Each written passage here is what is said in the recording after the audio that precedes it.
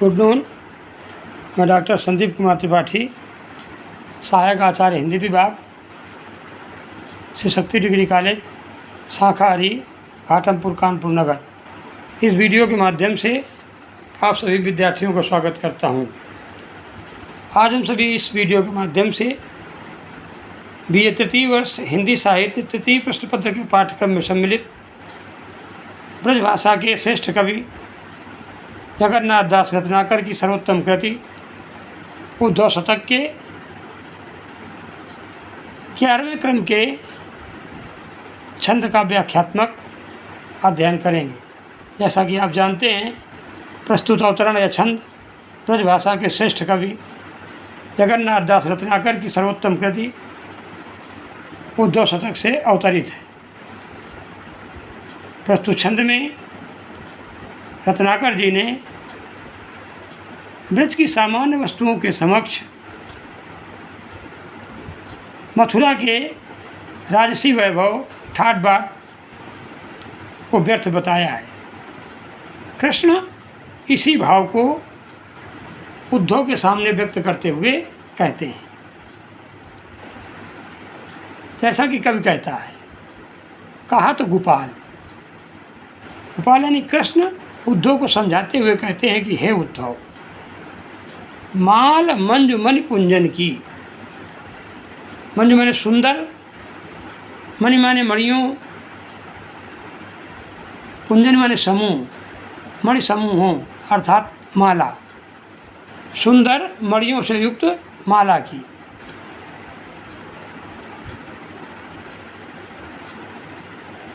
कृष्ण कहते हैं, हे उद्धव, सुंदर मणियों और रत्नों से जड़ित माला की।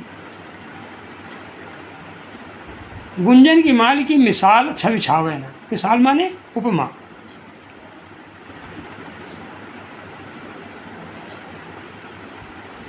गोपियों के द्वारा गुंजन की माल की। गुंजन माने घुंघचियों की। घुंघचियों की माला की शोभा को मणिमाला नहीं पा सकती है, या उससे निर्मित माला से नहीं दी जा सकती। कहा तो गोपाल। रत्नाकर के अनुसार कृष्ण उद्धव को समझाते हुए कहते हैं कि हे उद्धव, माल मंजु मणि पुंजन की। सुंदर मणियों और रत्नों से जड़ित माला की जो उपमा है, गुंजन की माल की छवि छावे ना। उसे या उसकी उपमा, उसका उदाहरण गोपियों के द्वारा घुंघचियों से निर्मित माला से नहीं दी जा सकती है।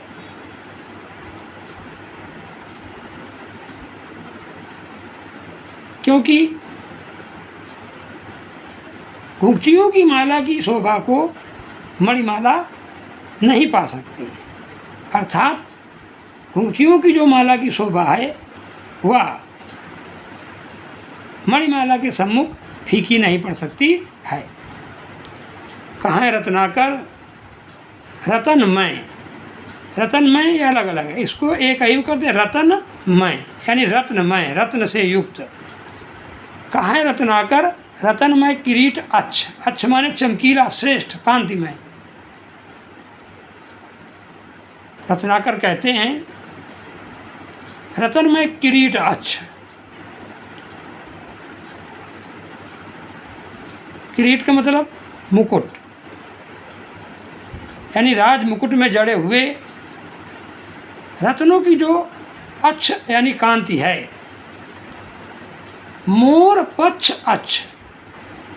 मोर पक्ष व मयूर के पंखों में बनी हुई चंद्रिकाओं की।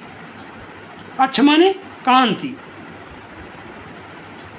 या श्रेष्ठता से, सुंदरता से, शोभा से।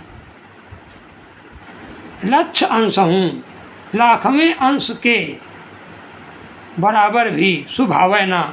सुंदरता को, शोभा को के बराबर नहीं है या नहीं प्राप्त कर सकती है। कहाँ है रत्नाकर? रतनमय किरीट अच्छ। रत्नाकर कहते हैं कि वास्तव में किरीट अच्छ राज मुकुट में किरीट रतनमय किरीट, यानी राज मुकुट में जड़ी हुई, अच्छ माने कांतिमय, चमकीली या श्रेष्ठ, रत्नों की कांति। और मोर पक्ष अच्छ, और मयूर पंखों की के अंदर जो चंद्रिकाओं की कांति है या शोभा है, उस शोभा या आभा या कांति के लक्ष्य अंश हूँ सुभावना, लाखवें अंश के बराबर की, लाखवें अंश की सुंदरता या कांति के बराबर भी नहीं है। जसुमती मैया की मलैया और माखन को कृष्ण आगे उद्धव से कहते हैं, जसुमती मैया यशोदा माता के द्वारा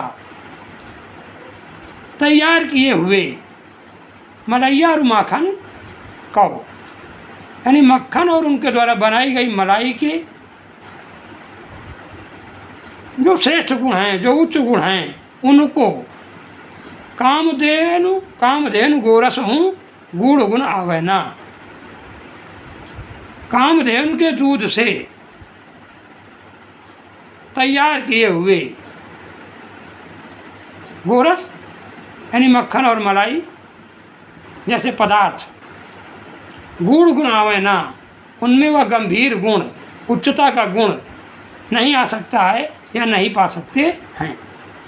अर्थात कृष्ण उद्धव को समझाते हुए कहते हैं कि हे उद्धव, जसुमती मैया की मलैया और माखन को कामधेनु गोरस हूँ गुण गुण आवे ना, यशोदा माता के द्वारा तैयार किए हुए मक्खन और उनके द्वारा बनाई हुई मलाई के उच्च गुणों को कामधेनु के दूध से बनाए हुए वे पदार्थ यानी मक्खन और मलाई नहीं पा सकते हैं। गोकुल की रज के कनूका, कनूका माने कण, रज के कण, गोकुल के रज के कनूका और तिनूका संपत्ति त्रिलोक की विलोकन में आवे ना। अंत में वो कहते हैं कि हे उद्धव, गोकुल अर्थात ब्रज की रज के जो कण हैं, जो तिनके के समान, यानी गोकुल की रज के कण में जो तिनके के समान तुच्छ वस्तुएं भी हैं या तृण के समान ही तुच्छ वस्तुएं हैं, वे मुझे अब त्रिलोक की संपत्ति में देखने में भी नहीं दिखाई पड़ते हैं। अर्थात गोकुल की या ब्रज की मिट्टी में तिनके के समान जो बहुत छोटी छोटी सुंदर और मेरे मन को हर्षित करने वाली, मेरी अंतरात्मा को गदगद करने वाली, आनंद से युक्त करने वाली वस्तुएं हैं, वह मुझे अब त्रिलोक की संपत्ति में भी देखने पर दिखाई नहीं पड़ती हैं। अर्थात मेरी दृष्टि में उच्च लोक की संपत्ति के सामने ब्रज की तुच्छ से तुच्छ वस्तुएं श्रेयस्कर हैं। तो यह तो हुई इस संत की व्याख्यात्मक परिचर्चा। और आइए अब देख लेते हैं कि इसमें काव्यगत सौंदर्य या साहित्यिक विशेषताएँ क्या हो सकती हैं। तो पहले नंबर पर जैसा कि पहले भी बताया गया अलंकार को लेते हैं, देखते हैं। छंद में जैसे है माल मंजु मणि छवि छावय, मलैया और माखन गुण गुण में अनुप्रासिकता है। गोकुल की अवैना में उपमा अलंकार है। और देखिए गोपाल माल मिसाल, अच्छ पच्छ लक्ष्य, मैया मलैया, कनूका तिनूका में उच्चारण में समानता है, ध्वनि में समानता है, इसलिए यहाँ पर ध्वनि साम्य अलंकार है। अब दूसरे क्रम पर हम ये कह सकते हैं कि वास्तव में कवि रत्नाकर पर भी ग्रामीण परिवेश का प्रभाव है। तो इस प्रभाववश उन्होंने कृष्ण के द्वारा ग्रामीण सुखों के सामने नागरिक वैभव सुखों को तुच्छ कहलाकर प्राय अपने मन की बात कही है। और जैसा कि स्मरण आ रहा है, याद आ रहा है, भाव साम्य की दृष्टि से रसकान का एक छंद याद आ रहा है। जैसे कृष्ण ने यहाँ तीनों लोगों के वैभव को ब्रज के तुच्छ वस्तुओं के सामने प्रभावहीन बताया, उसी प्रकार रसखान ने भी कहा है या लकुटी और कामरिया पर राज तिहूँ पुर को तजदारों। यानी मेरी जो लकुटी और कमरिया है, लाठी और कंबल है, ये बहुत छोटा तुच्छ वस्तु, ब्रज की तुच्छ वस्तुओं के समान, ऐसा रत्नाकर ने ब्रज की तुच्छ वस्तुएँ प्रदर्शित किया है। क्षण और मिट्टी के कण के तो उन्होंने लकुटी और कामरिया का यहाँ पर उपयोग किया है या प्रयोग किया है, और उस पर उन्होंने तीनों लोगों के सुख वैभव को वारने का के लिए कहा है। इतना ही नहीं, वो आगे कहते हैं, आठों सिद्धि नवो निधि को सुख नंद की गाय चराई बिचारो। रसखान जी कहते हैं, या लकुटी और कामरिया पर राज हूँ कोटे जा रहा हूँ, आठों सिद्धि नवो निधि को सुख नंद की गाय चराई बिछा रहा हूँ। कोटिक हूँ कलधौट के धाम, करील के कुंजन ऊपर वारों, और रसखान कहाँ है कि नाखिन सौ ब्रज के बनबाग तड़ाग निहार। तो ये भाव स्वामी की दृष्टि से बड़ा अनूठा पद है जो रसखान ने गाया है। इस प्रकार इस छंद पर व्याख्यात्मक पर चर्चा यहाँ समाप्त होती है। और जैसा कि मैंने अपने पूर्व पदों में भी अध्यापन कराते समय कहा कि अगर आपको कहीं इसमें कोई समस्या आ रही है, कोई जिज्ञासा है, तो उन जिज्ञासाओं का शमन करने के लिए, उन्हें शांत करने के लिए या समस्याओं के निराकरण के लिए आप ग्रुप के माध्यम से मैसेज प्रेषित करें। हमारे पर्सनल नंबर पर मैसेज प्रेषित कर उनका समाधान या जिज्ञासाओं को शांत कर सकते हैं। धन्यवाद।